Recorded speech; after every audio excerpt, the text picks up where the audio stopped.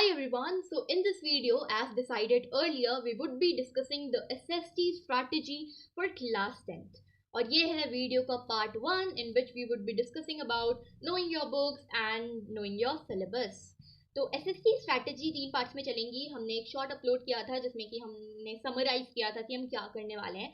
ये पार्ट 1 है जिसमें मैं आपको आपकी बुक्स के बारे में थोड़ा बताऊंगी, उनके चैप्टर्स के बारे में बताऊंगी और चैप्टर वाइज उन चैप्टर्स में है क्या वो बताने वाली हूँ. राइट. तो ये जो पार्ट 1 है ये उतना इम्पोर्टेंट नहीं है, इससे आपको एक ओवरव्यू मिल जाएगा ब्रीफ आपकी सारी बुक्स के बारे में. पार्ट 2 जो होगा वो ज़्यादा इंपॉर्टेंट होगा, नोट्स के बारे में है. पार्ट 3 है हाउ टू स्टडी. तो पार्ट 2 और पार्ट 3 बहुत इंपॉर्टेंट है. ये पार्ट 1 उतना इम्पोर्टेंट नहीं, लेकिन फिर भी एक आपको अपने कंटेंट के बारे में पता लगेगा, तो आप ये वीडियो देख सकते हैं अगर आपको लगता है कि हेल्पफुल है तो. और अगर आपको लगता है कि हेल्पफुल नहीं है, so you can skip and wait for part 2 and part 3. Right. So let us start with part 1, knowing your books and syllabus. तो एसएसटी में आपकी 4 बुक्स हैं: geography, economics, history and political science. Geography की book का नाम है contemporary India, economics की book का नाम है अंडरस्टैंडिंग इकोनॉमिक डेवलपमेंट, हिस्ट्री की बुक का नाम है India and the contemporary world, and political science की बुक का नाम है डेमोक्रेटिक पॉलिटिक्स. तो ज्योग्राफी में हम क्या पढ़ते हैं? About resources. राइट. तो इसमें इस बुक में आपके जो भी ज्योग्राफी में सारे चैप्टर्स हैं वो रिसोर्सेज से रिलेटेड है. पहला चैप्टर रिसोर्सेज एंड डेवलपमेंट. इसमें आप रिसोर्स क्या होता है वो पढ़ोगे. देन रिसोर्सेज को हमें बचाना चाहिए, उनका डिप्लेशन हो रहा है वो पढ़ोगे. और रिसोर्स प्लानिंग पढ़ोगे. देन अलग अलग टाइप के रिसोर्सेज के बारे में पढ़ोगे, जैसे land resource, soil as a resource, then resources का एक्सप्लॉयटेशन हो रहा है ये पढ़ोगे. तो overall about resources. Second chapter forest and wildlife resources. इसमें आप फॉरेस्ट के बारे में पढ़ोगे, लाइक फॉरेस्ट क्या होते हैं, और इसमें से कुछ पार्ट डिलीट भी हुआ था. तो इसमें बेसिकली आप क्लासिफिकेशन पढ़ोगे कि कैसे एनिमल्स को क्लासिफाई किया गया है, rare, endemic, etcetera etcetera species में. देन वाइल्ड लाइफ रिसोर्सेज में आप वाइल्ड लाइफ एक्ट ऑफ 1972 जो इंडिया में लॉन्च किया गया था उसके बारे में भी पढ़ोगे, और कैसे forest and wild life important है हम ह्यूमंस के सर्वाइवल के लिए भी. जैसे जो ट्राइबल कम्युनिटीज होती है वो फॉरेस्ट पे डिपेंडेंट होती है. ये सब आप इस चैप्टर में पढ़ने वाले हैं. थर्ड है वाटर रिसोर्सेज. इसमें वाटर इंपॉर्टेंट है, हाँ वाटर के बारे में पढ़ोगे. देन वाटर की qualitative, quantitative, then pollution, water scarcity कैसे बचाएं, ये सब पढ़ोगे. फोर्थ है एग्रीकल्चर. एग्रीकल्चर में आप कई सारी क्रॉप के बारे में पढ़ने वाले हो, जिसमें कि खारिफ, राबी, जायद, ये 3 क्रॉपिंग सीजन के बारे में पढ़ने वाले हो. प्रिमिटिव, सब्सिस्टेंस और कमर्शियल फार्मिंग ये सब पढ़ने वाले हो. अगला है minerals and energy resources. Minerals and energy resources सबसे ज़्यादा हेटेड चैप्टर है क्योंकि ये बहुत ही ज़्यादा लंबा है और इसमें इन्फॉर्मेशन बहुत ज़्यादा है. लाइक आपको हर मिनरल के बारे में डिटेल में पढ़ना होगा, हर एनर्जी रिसोर्स के बारे में डिटेल में पढ़ना होगा. और सबसे पहला जो इसमें पार्ट है जिसमें कि आपको दिया गया है कि मिनरल्स को कैसे एक्सट्रैक्ट किया जाता है, veins and loads, beds and layers, वो वाला पार्ट सबसे इंपॉर्टेंट है. उससे 5 मार्क का क्वेश्चन आ सकता है, ऐसा बोलते हैं. बाकी सब तो इक्वली फिर देख लेना इंपॉर्टेंट है कि नहीं. अगला चैप्टर है मैन्युफैक्चरिंग इंडस्ट्रीज. ये बहुत ही अच्छा चैप्टर है, मतलब छोटा सा चैप्टर है. इसमें से पूरा पार्ट मतलब ऑलमोस्ट पूरा डिलीटेड है. इसमें बस मैन्युफैक्चरिंग कैसे बैकबोन है इकोनॉमी की, और मैन्युफैक्चरिंग और agriculture go hand in hand, वो वाला पढ़ोगे.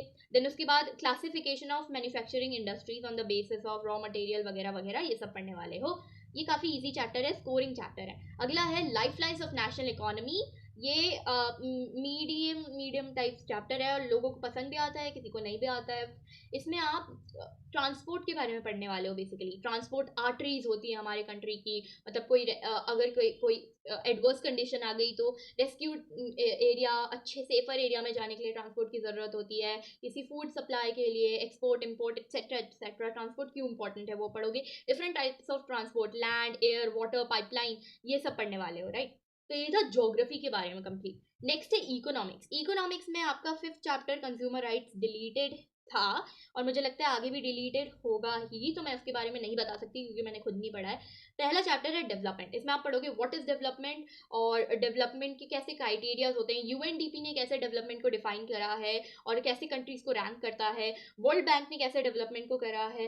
Then per capita income, net attendance ratio, literacy rate, life expectancy, ये सारे टर्म्स आप पढ़ने वाले हो. ये काफ़ी ईजी और स्कोरिंग चैप्टर है. इतना इंपॉर्टेंट भी नहीं होता है चैप्टर, लेकिन इससे 2 मार्कर 3 मार्कर में एक क्वेश्चन आ जाता है फीचर्स ऑफ डेवलपमेंट से, राइट। अगला है chapter 2 sectors of Indian economy. इसमें आप on the basis of raw material, कैसे source of raw material, on the basis of employment की जो कंडीशंस होती हैं, वर्किंग कंडीशंस, उसके बेसिस पर, on the basis of ownership, इन तीनों बेसिस पर आप पढ़ोगे कि कैसे कितने सेक्टर्स होते हैं इंडियन इकोनॉमी के, जैसे primary sector, secondary sector, tertiary sector, public sector, private sector, और फिर उसके बाद अनऑर्गेनाइज और ऑर्गेनाइज सेक्टर। तो ये सब इनको डिटेल में पढ़ने वाले हो, ये भी अच्छा चैप्टर है। थर्ड है मनी एंड क्रेडिट, जो कि पूरे इकोनॉमिक्स में से मेरा फेवरेट चैप्टर रहा है। इसमें आप मनी का लेन देन कैसा होता है, बैंकिंग सिस्टम कैसे वर्क करता है इंडिया में, मनी को हम as a medium of exchange क्यों लेते हैं, मीडियम ऑफ एक्सचेंज कैसे इवॉल्व हुआ है, जैसे पहले मेटल कॉइन्स यूज किया जाता था, उससे पहले बाटर सिस्टम चलता था, बाटर सिस्टम डिटेल में पढ़ लेना, then metal coins, then paper money आई, फिर ई मनी, ऐसे ऐसे ऐसे करके सब पढ़ोगे।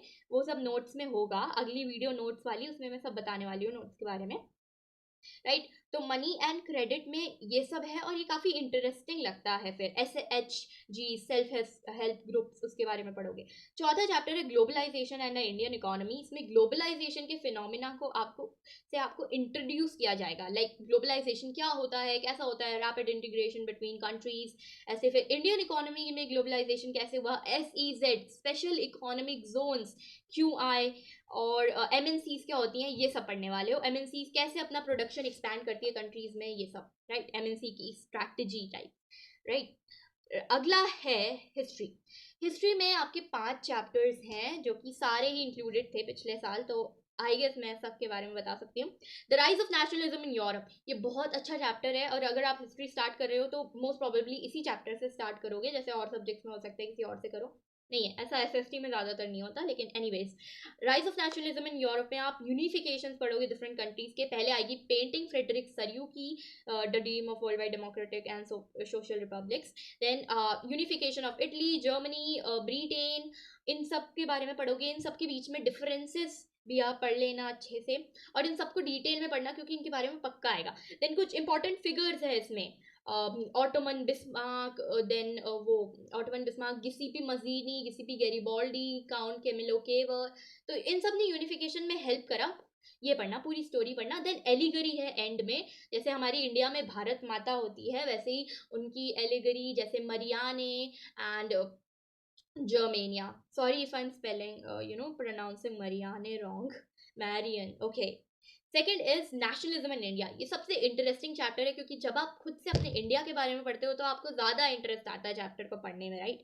तो नेशनलिज्म इन इंडिया में आप पढ़ोगे पॉलिटिकल कंडीशन, जो कंडीशंस रही और इकोनॉमिक कंडीशंस रही after the first world war. First world war का क्या इम्पैक्ट था इंडिया पे, देन गांधी जी आ गए, सत्याग्रह हुआ, राउलेट एक्ट हुआ, तो ये सारी हेडिंग्स जो है वो आपको याद रहनी चाहिए। देन एक और सत्याग्रह होता है, राइट, काफ़ी सत्याग्रह होते हैं, NCM, CDM, non cooperation movement, civil disobedience movement, फिर वो कैसे क्यों रुक गए वो, और क्या रीजंस थे उनके स्लो डाउन होने के, ये सब पढ़ोगे। देन उसके बाद एट दी एंड भारत माता के बारे में पढ़ोगे, सेंस ऑफ कलेक्टिव बिलोंगिंग। पहला तो कॉमन जो हमारा कॉमन जो स्ट्रगल था अगेंस्ट ब्रिटिशर्स वो था, और फिर बाकी जो भी कल्चरल पॉइंट्स आएंगे उसमें वो सब होगा, राइट। अगला है the making of a global world.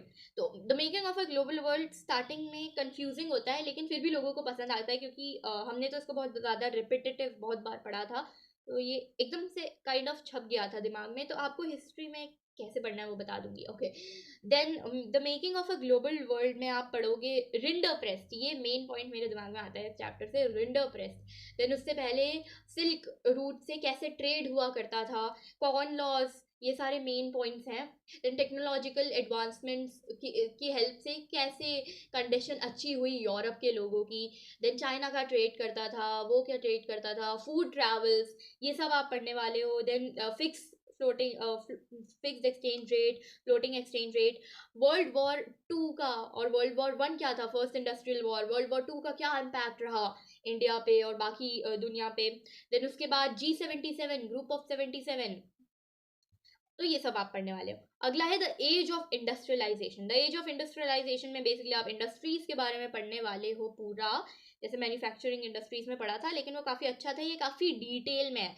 इसमें आप पढ़ोगे टी मॉडल फोर्ड फोर्ड जो पहली व्हीकल, जो पहली कार आई थी, जो कि मास प्रोडक्शन के द्वारा प्रोड्यूस की गई थी, राइट। हेनरी फोर्ड ने असेंबली लाइन मेथड को यूज़ करा था, ये मेन पॉइंट है इस चैप्टर का, राइट। फिर उसके बाद बाकी भी अलग अलग पॉइंट्स है, स्पिनिंग जेनी आ जाता है। Then Indian merchants, Indian entrepreneurs, Indian merchants ने कैसे अपनी पोजीशन को वापस रीहोल्ड करा मार्केट में, जब मैनचेस्टर के साथ डिस्प्यूट्स नहीं एग्जैक्टली, मैनचेस्टर के साथ कंपटीशन चल रहा था बहुत ज़्यादा। तो ये सब आप पढ़ने वाले हो।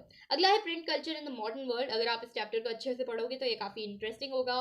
प्रिंट ने कैसे विमेन को आगे बढ़ाया, विमेन नोवेलिस्ट बनी, राइटर्स बनी, रीडर्स तो थे ही, रीडिंग मेनिया कैसे आया पूरी दुनिया में और इंडिया में भी लोग पढ़ने लगे, और प्रिंट को वेलकम नहीं किया गया क्योंकि उससे आइडियाज फैलने लगे, और प्रिंट कैसे फ्रेंच रेवोल्यूशन का रीजन बना, ये भी इंपॉर्टेंट है, राइट। तो ये सब आप पढ़ने वाले हो, मैं पूरा ज़्यादा डिटेल में नहीं बता सकती। अगला है पॉलिटिकल साइंस। पॉलिटिकल साइंस में पहला चैप्टर है पावर शेयरिंग, सबसे फेवरेट चैप्टर। पॉलिटिकल साइंस मुझे काफ़ी इजी लगती थी क्योंकि इसमें मतलब समझ आता था और इंटरेस्ट भी आता था। नाउ पावर शेयरिंग सबसे इजी चैप्टर है। इसमें बेल्जियम और श्रीलंका का एग्जाम्पल पढ़ते हुए आप पढ़ोगे कि कैसे पावर शेयर की जाती है स्टेबिलिटी के लिए, एडमिनिस्ट्रेशन के लिए। तो दो तरह के पावर शेयरिंग इसमें नहीं था।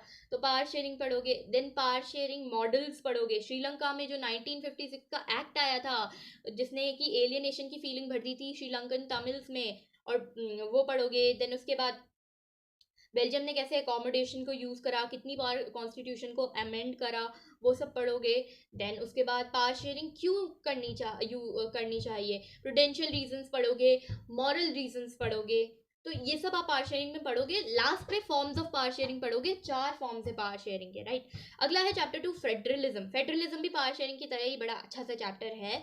फेडरलिज्म में आप पढ़ोगे कि फेडरलिज्म क्या होता है सबसे पहले, देन यूनिटरी और फेडरल गवर्नमेंट के बीच का difference, then features of federalism. Then 2 तरह के फेडरलिज्म होते हैं, that is what I was talking about before, कि कमिंग टुगेदर फेडरेशन और होल्डिंग टुगेदर फेडरेशन, उसके बीच में डिफरेंस काफ़ी इंपॉर्टेंट है। देन उसके बाद इंडिया एक फेडरल कंट्री क्यों है, ये भी काफ़ी इंपॉर्टेंट है, ये सब नोट्स में इंक्लूडेड है।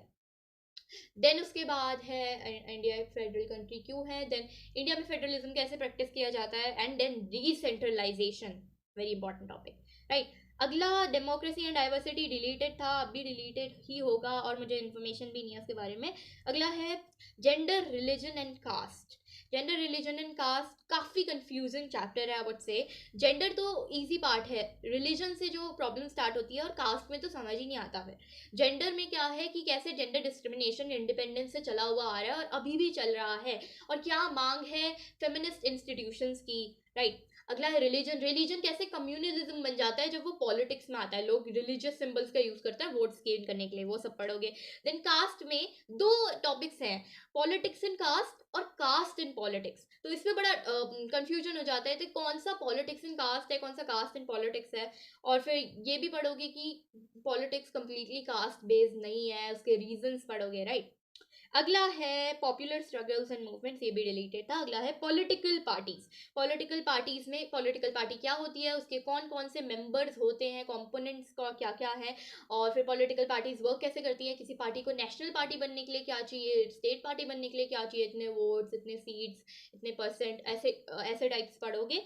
देन उसके बाद 2 party system, 1 party system, multi party system, इन सब का क्या होता है, ये इसके क्या ड्रॉबैक्स हैं, क्या एडवांटेजेस हैं, और कहाँ कहाँ पे फॉलो किया जाता है, राइट।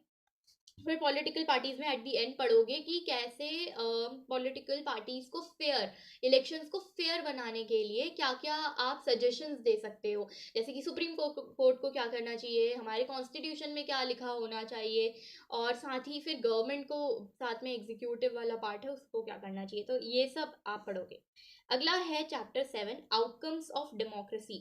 आउटकम्स ऑफ डेमोक्रेसी काफ़ी लोग बोलते हैं और मैं भी मानती हूँ कि चैप्टर रीड करने से नहीं आएगा, इसके क्वेश्चंस लगाने से आएगा, क्योंकि आप पढ़ोगे कि डेमोक्रेसी कैसे अकाउंटेबल है, लेजिटिमेट है, रिस्पॉन्सिव है।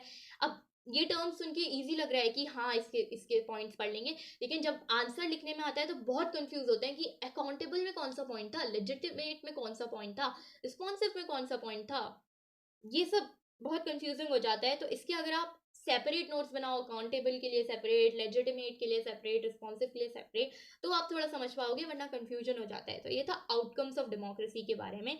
एंड विद दिस आपको चारों बुक्स का एक समराइज्ड ब्रीफ इंट्रोडक्शन मिल गया है कि सारे चैप्टर्स में है क्या exactly, right.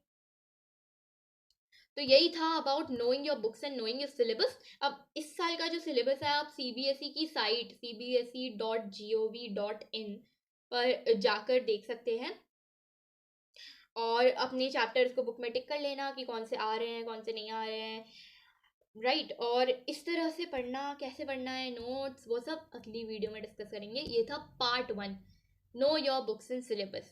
Thank you for watching.